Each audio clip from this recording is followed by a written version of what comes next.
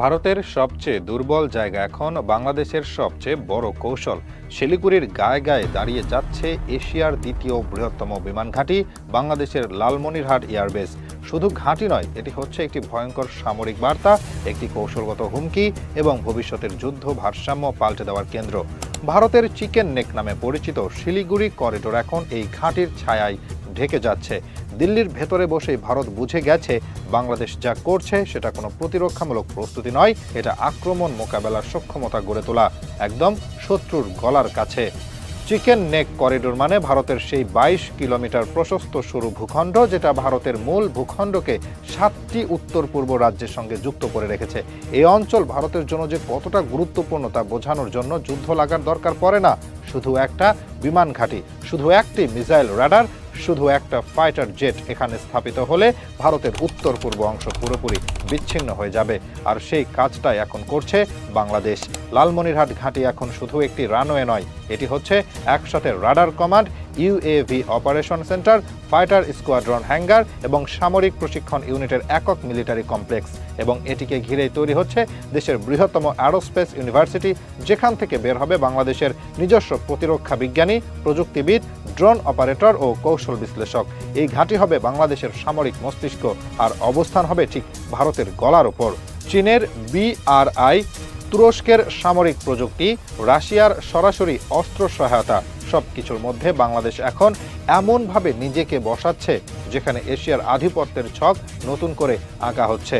আগে যেখানে বাংলাদেশ ছিল একমাত্র ভোক্তা, অস্ত্র কিনতেও সিদ্ধান্ত নিত না, এখন সেখানে বাংলাদেশ বলছে আমরাও নির্মাতা হব, আমরাও রণপ্রস্তুতির নেতা হব। লালমনিরহাট ঘাঁটির নির্মাণ পরিকল্পনা শুরু হয় শান্তভাবে, কিন্তু দ্রুতই তা ভারতের কূটনৈতিক সার্কিটে আগুন ধরিয়ে দেয়। কারণ তারা বুঝে গেছে বাংলাদেশের এই ঘাঁটি শুধু নিজের আত্মরক্ষার জন্য নয়, এটা হচ্ছে সেই ঘাঁটি যেখান থেকে যুদ্ধ শুরু হলে ভারতের দুর্বল করিডোর হয়ে উঠবে মৃত্যু ঘণ্টার মতো ভয়াবহ। এখানে বসবে AES এর রাডার, অর্থাৎ আধুনিক fire control, BVRAAM, beyond visual range air to air missile এর প্রস্তুতি unit, UAV combat fleet multi role fighter deployment J-10C বা KAN সম্ভাব্য, ড্রোন ইনফ্রাস্ট্রাকচার ও রক্ষণাবেক্ষণ ইউনিট, এয়ারবোর্ন আর্লি ওয়ার্নিং এর লজিস্টিক ঘাঁটি। বাংলাদেশ এখন আর মুখে প্রতিরক্ষা আর কাজে দুর্বলতা দেখায় না, এখন কাজের মধ্যে যুদ্ধ প্রস্তুতি, শত্রুর ঘাড়ের কাছে দম ফেলার ক্ষমতা। ভারতের মিডিয়া এখন এই ঘাঁটির বিরুদ্ধে ভয় ছড়াচ্ছে, বাংলাদেশ চীনের ঘাঁটি বানাচ্ছে, এটা ভারতের বিরুদ্ধে ষড়যন্ত্র।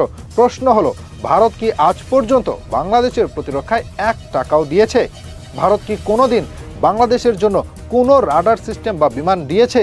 বরং তারা দিয়েছে পানি আটকে রাখা, সীমান্তে গুলি ও নিষেধাজ্ঞার ভয়। এখন বাংলাদেশ চীন বা তুরস্কের সাহায্যে যদি নিজেদের অস্ত্র বানায়, ঘাঁটি তৈরি করে, তাহলে ভারতের অসুবিধা কোথায়? এই ঘাঁটির মাধ্যমে বাংলাদেশ যে প্রভাব তৈরি করবে সেটা শুধু ভারতের বিরুদ্ধে নয়, আঞ্চলিক কৌশলগত ভারসাম্যেও বিশাল ধাক্কা দেবে। নেপাল, ভুটান, এমনকি মিয়ানমার এই ঘাঁটির আশেপাশে বাংলাদেশের সামরিক অবস্থানকে সম্মান জানাবে। আর চীন, তারা তো ইতিমধ্যেই বাংলাদেশকে এক কৌশলগত স্তম্ভ বলেই চিহ্নিত করেছে। ভারতের সর্বোচ্চ সামরিক পরিকল্পনা এখন লালমনিরহাট ঘাঁটি টপ স্ট্র্যাটেজিক থ্রেট হিসেবে চিহ্নিত, কারণ তারা জানে বাংলাদেশ যদি সত্যি এই ঘাঁটিকে সম্পূর্ণ সক্রিয় করে ফেলে, তাহলে ভারত যেটা এতদিন ধরে সীমান্তে সামরিক কৌশলে পুঁজি করে এসেছে সেটা এক ঝড়েই উড়ে যাবে। আর এই ঝড় এখন আর থামানোর উপায় নেই। লালমনিরহাট বিমান ঘাঁটি ভারতের ভেতরে নিরাপত্তা ব্যবস্থায় ছিদ্র তৈরি করে দিয়েছে। যতক্ষণ এই ঘাঁটি ছিল একটি ভবিষ্যৎ পরিকল্পনা, ভারত তখনও আড়াল করে আশঙ্কা লুকাতে পারত, কিন্তু এখন যখন এই ঘাঁটির ভূমি সমতল হচ্ছে, রানওয়ে বিস্তৃত হচ্ছে এবং আন্তর্জাতিক সামরিক শক্তিগুলো সরাসরি বিনিয়োগের আগ্রহ দেখাচ্ছে, তখন দিল্লি বুঝে গেছে তাদের চিকেন নেক আর কোনো নিরাপদ প্যাসেজ নয়, এখন সেটা পরিণত হয়েছে এক ভয়ঙ্কর ফাঁদে। বাংলাদেশ বুঝে ফেলেছে এই অঞ্চল শুধুমাত্র প্রতিরক্ষা নয়, আন্তর্জাতিক ভূরাজনীতির কৌশলগত প্রবেশদ্বার। ভারত যেমন শিলিগুড়ির করিডোরের উপর নির্ভর করে 7টি রাজ্যের যোগাযোগ বাঁচিয়ে রেখেছে, তেমনি বাংলাদেশ সেই করিডোর ঘিরে এমন ঘাঁটি বসাচ্ছে যেখান থেকে ভারতের 7 সিস্টার্সকে মুহূর্তেই বিচ্ছিন্ন করা যাবে। যুদ্ধ লাগার দরকার নেই, শুধু নজরদারির মধ্যে রাখলেই ভারত জানবে তারা আর একচ্ছত্র আধিপত্যে নেই। লালমনিরহাট বিমান ঘাঁটি হতে যাচ্ছে কমব্যাট, লজিস্টিক্স, এয়ার সার্ভিল্যান্স এর একত্র এক সুপার হাব। বাংলাদেশ একে শুধু যুদ্ধ ঘাঁটি হিসেবে দেখছে না, বরং এখান থেকে আঞ্চলিক নেতৃত্ব নেওয়ার পথে হাঁটছে। কারণ একবার যদি বাংলাদেশ নিজের যুদ্ধবিমান নিজে উড়াতে পারে, নিজস্ব রাডার বসাতে পারে, নিজের ইউএভি গবেষণা চালাতে পারে, তাহলে ভারত তো নয়, যে কোনো দেশকে সামরিক কূটনীতিতে টেবিলে বসাতে পারবে। আর এই কূটনৈতিক টেবিলে এখন বাংলাদেশ একা নয়। চীন ইতিমধ্যে বলেছে তারা এভিয়েশন শিক্ষা, রাডার প্রযুক্তি এবং ড্রোন সক্ষমতা উন্নয়নে সহযোগিতা করতে চায়। তুরস্ক KAN যুদ্ধ বিমানের রপ্তানির জন্য বাংলাদেশের সাথে প্রাথমিক পর্যায়ে আলোচনা চালাচ্ছে। সৌদি আরব এই প্রকল্পে $5 বিলিয়ন পর্যন্ত বিনিয়োগে আগ্রহী। এমনকি রাশিয়ার পক্ষ থেকেও Su-35 ফ্ল্যাঙ্কার রপ্তানির সম্ভাব্যতা নিয়ে আলোচনা হয়েছে। এই 4টি রাষ্ট্রের কেউই ভারতমুখী নয়। এরা সবাই জানে বাংলাদেশ এখন দক্ষিণ এশিয়ার মধ্যম শক্তি হয়ে উঠছে এবং এই অবস্থান আসছে অস্ত্রশস্ত্র দিয়ে নয়, দূরদৃষ্টি পরিকল্পনা আর সাহস দিয়ে। ভারতের জন্য সবচেয়ে বড় ধাক্কা হলো তারা এখন আর বাংলাদেশকে নিয়ে কোনো হিসাব করতে পারছে না। আগে তারা জানতো ঢাকা কিছু করবে না, চুপ থাকবে, ভারতের দিকেই তাকিয়ে থাকবে। এখন বাংলাদেশ তার ঘাঁটি বসায় শিলিগুড়ির কাছে, যুদ্ধ বিমান কিনে রাশিয়া, তুরস্ক, চীন থেকে। আরও ভয়ঙ্কর সত্য হলো এই ঘাঁটির মাধ্যমে বাংলাদেশ শুধু উত্তরাঞ্চল নয়, পুরো দক্ষিণ এশিয়ার সামরিক ভারসাম্য পাল্টে দিতে পারবে।